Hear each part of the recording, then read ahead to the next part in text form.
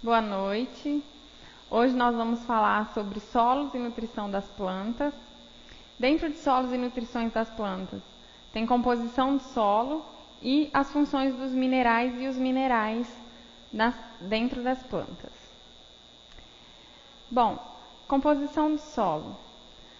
O solo ele é o produto final do intemperismo das rochas. O que é o intemperismo das rochas? O intemperismo das rochas é a ação do sol, do vento, da chuva sobre os objetos. O solo ele constitui na porção da crosta superficial, da crosta terrestre mais superficial, ou seja, é onde as plantas crescem. Então, o solo é tudo aquilo que a gente pode cultivar, tudo aquilo que a gente pode plantar, semear. O solo ele é composto por partículas minerais, matérias orgânicas e espaços porosos. Esses espaços porosos, ele é ocupado por ar ou por água. Então, 50% é ocupado por ar e água, 25% cada. Os outros 50%, 45% é ocupado por minerais e 5% por orgânicos. O que é esse ar, tudo o que tem no solo? O ar do solo, ele é extremamente importante para a aeração. Ele que fornece o oxigênio para a respiração das raízes, dos micro-organismos presentes no solo. Nessa mistura de ar e solução do solo e água, dá a solução do solo. O que é essa solução do solo? Essa solução do solo é onde vai ter a fonte imediata de nutrientes para a planta. Nem sempre é nessa solução do solo que vai fornecer. Os componentes sólidos do solo. Esses componentes sólidos do solo é areia, silt e argila. Que a única diferença, eles vão se diferenciar entre si pelo tamanho e pela atividade. A matéria orgânica do solo. A parte de 5%, então, do que é formado esses 5%? É matéria orgânica do solo, formada por resíduos animais e vegetais, decompostos ou em decomposições. Então, aí na figura vocês veem os 50% ar e água, 45% de minerais e 5% de orgânicos. O ar e a água juntos formam a solução do solo. O ar, os espaços entre os solos são preenchidos por ar e por água, minerais e orgânicos. Ar e água.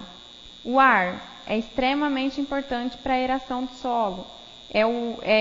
Esses espaços preenchidos por ar que vai fornecer o oxigênio para as raízes, para os micro-organismos presentes ali. A solução do solo é a água, ali na água que vai ter os minerais. É a fonte imediata dos nutrientes para a planta. Os componentes desse solo, os sólidos nesse solo, areia, silt e argila, que vão se diferenciar por atividade e pelo tamanho. A matéria orgânica do solo, formada por resíduos de animais e vegetais em decomposições ou decompostos. Então, aí a gente pode ver que o solo ele é diferenciado por zonas ou por camadas. O que são essas camadas? Se o solo sofre o intemperismo da rocha, então ele vem de baixo para cima. Então, a rocha vai sofrer o intemperismo, que vai soltar os pedregulhos, dos pedregulhos vai soltar o material, que vai até chegar na camada O. A camada O é o primeiro horizonte orgânico. Tem muita matéria orgânica recente ou em decomposição. Então, o O é tudo que está ali em cima, superficial, que está se decompondo ainda, ou que já está orgânico, mas está recente. As camadas A1, A2 e A3 são onde já estão decompostos os galhos, folhas, frutos, sementes, além de ter também fezes, urina, ossos e restos de animais ali, tudo que se decompôs ou está em decomposição. Esse material, eles estão sendo decompostos, então eles vão liberar minerais, os quais são absorvidos pelas raízes ou levados pela água até a camada inferior. Então, o O, onde tem o horizonte orgânico, onde tem a matéria orgânica recente ou em decomposição. A1, A2 e A3 já tem os materiais decompostos que já estão liberados para a planta absorver. O B é a camada rica em argila, que são argila, carbonatos e outros materiais também trazidos pela água das camadas superiores. Então, todo material que é trazido das camadas superiores, ele para ali no B e fica em forma de argila. A argila ela é mais fácil de compactar. Então, é muito usada essa camada B para quem vai fazer trabalho que precisa de compactação fácil. Uma estrada, por exemplo. Uma estrada é perfeito a argila, porque você joga ela lá e passa um rolo compactador, ela vai ficar compactada, ali a chuva vai bater e vai escorrer, não vai ficar parado, não vai ter perigo de atolar. Para nós, da área agrícola, não é muito importante a argila, porque o que acontece? Ela retém muita água, então às vezes não é muito importante porque sobra muita água, a planta não consegue absorver muita água, acaba apodrecendo as raízes, ou não nasce porque tem muita água. Então, uma camada de argila também, tem a compactação pela gota da chuva, qualquer coisa que passa ali, pisa, compacta, equipamentos, vai compactar, então vai ficar difícil para a raiz se desenvolver. O solo compactado não é para agricultura, então o argiloso ele é mais fácil de se compactar. A camada C, pedras e cascalhos que vão fazer parte da rocha que está logo abaixo. Então essas pedras e pedregulhos, eles vão fazer parte da rocha. É a primeira, depois do intemperismo, é o primeiro resultado, essas pedras e esses pedregulhos. E abaixo vem a rocha, certo? Então, vamos agora para os elementos. Então, a gente já viu que o solo, ele é composto. O solo, ele se origina através do intemperismo das rochas, certo? Então, vai dar origem ao solo. O intemperismo é a ação que a rocha que deu origem ao solo sofreu pela chuva, vento, sol, toda a ação que teve ali sobre aquela rocha foi a origem do solo. Então, o solo ele é composto por ar e por água, 50%. Os dois, 25% de ar, 25% de água. Os outros 50% são sólidos. Lembrando que ar e água, espaços porosos. Sólidos é os minerais e o orgânico. Dentre o ar para a planta é extremamente importante por conta da respiração das raízes, porque é ele que vai fornecer o oxigênio. A água é ali que vai ficar a solução do solo, onde vai ficar os nutrientes. Então, é a fonte imediata de nutrientes para as plantas. O orgânico vai ser formado por resíduos de animais e vegetais decompostos ou em decomposições. E os minerais, que é o que nós vamos falar agora. Dentre os minerais, vou falar alguns conceitos.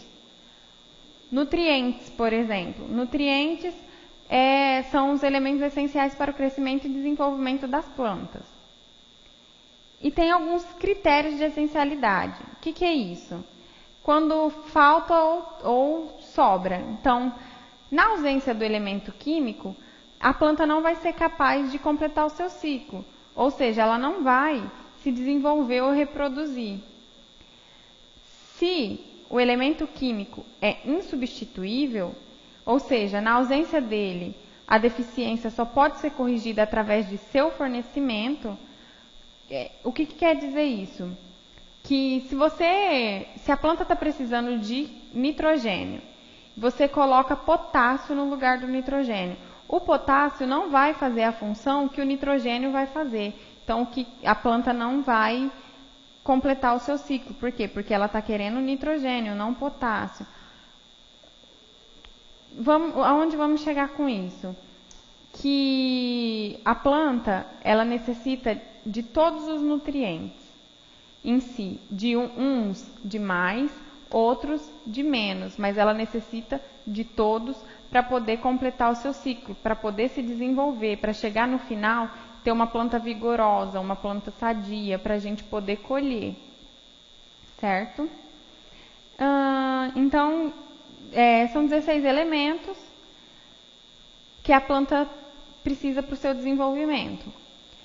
3 são orgânicos, são nutrientes orgânicos: carbono, oxigênio e hidrogênio.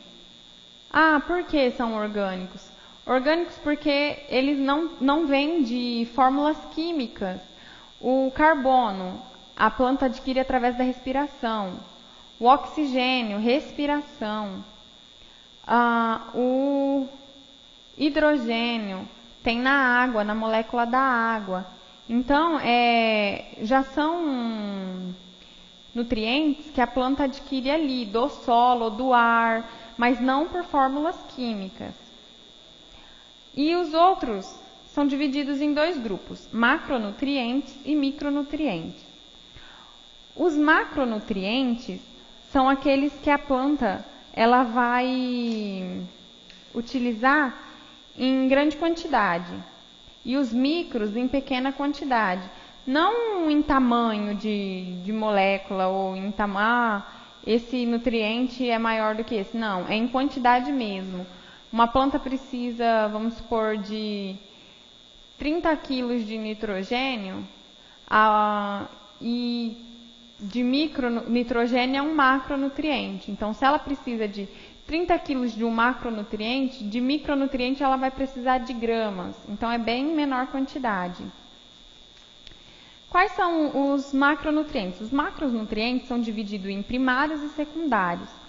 Os primários é o NPK, famoso NPK, que é a fórmula que a gente compra aí no mercado: nitrogênio, fósforo e potássio. Os secundários é o cálcio, magnésio e enxofre, é o que ela utiliza menos, mas é macronutriente. Os micros: boro, cloro, cobre, ferro, manganês, níquel, molibdênio e zinco. Esses são os micronutrientes. Então, ao todo, são 16 elementos. 3 orgânicos, os outros se dividem em macro e micronutrientes. Macronutrientes: NPK, são primários; cálcio, magnésio e enxofre, secundários. Os micronutrientes: boro, cloro, cobre, ferro, manganês, níquel, molibdênio e zinco. Certo? Dentro dos elementos minerais, tem algumas leis que influem nesses nutrientes, que vão falar sobre o rendimento. Precisa mais desse. Se não tiver todos, não completa. Então, são 3 leis: lei do mínimo, lei dos incrementos decrescentes e lei da restituição. A lei do mínimo, o que é a lei do mínimo? O rendimento de uma colheita, ele é limitado pelo nutriente que estiver em menor disponibilidade para as plantas. Então, o que é? Quando você tem um barril, e esse barril está com todas as tabuinhas certinhas, tá? Ali ele vai conservar o líquido que está dentro correto. Se você corta uma tabuinha, diminui a tabuinha 1 palmo, aquele líquido vai começar a escorrer. É a mesma coisa na planta. Se a planta está com todos os nutrientes que ela precisa, ela vai se desenvolver, ela vai crescer, ela vai produzir, você vai colher, perfeito. Se falta um elemento, já não vai completar o ciclo. Já não, às vezes, vamos supor, se falta aí nitrogênio, ela vai começar a ficar amarela. Se falta o fósforo, ela vai ficar raquítica. Então, se você não tiver todos os elementos, a planta não vai se desenvolver perfeitamente como ela iria se desenvolver se tivesse todos os nutrientes. A lei dos incrementos decrescentes. Na medida que vamos elevando a dose de nutrientes aplicados, nós reduzimos o incremento gerado na produtividade.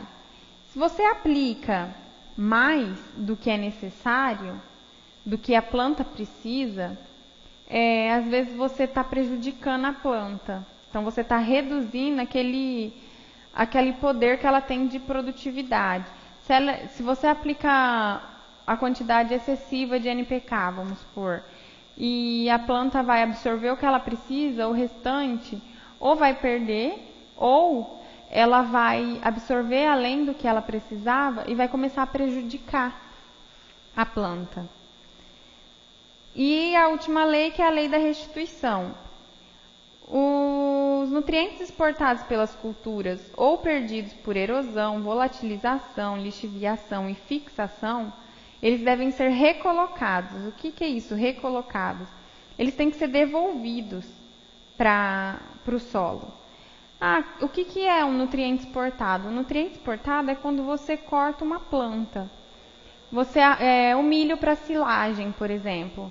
Quando você arranca o milho da silagem, junto com a planta, está levando nutrientes. Então, ele está exportando aqueles nutrientes do solo e levando com a planta. Você tem que devolver. Quando você perde também por lixiviação. Lixiviação é quando tem muita chuva. Muita chuva, aqueles nutrientes que estavam ali no solo, eles vão lixiviar, eles vão para baixo do solo.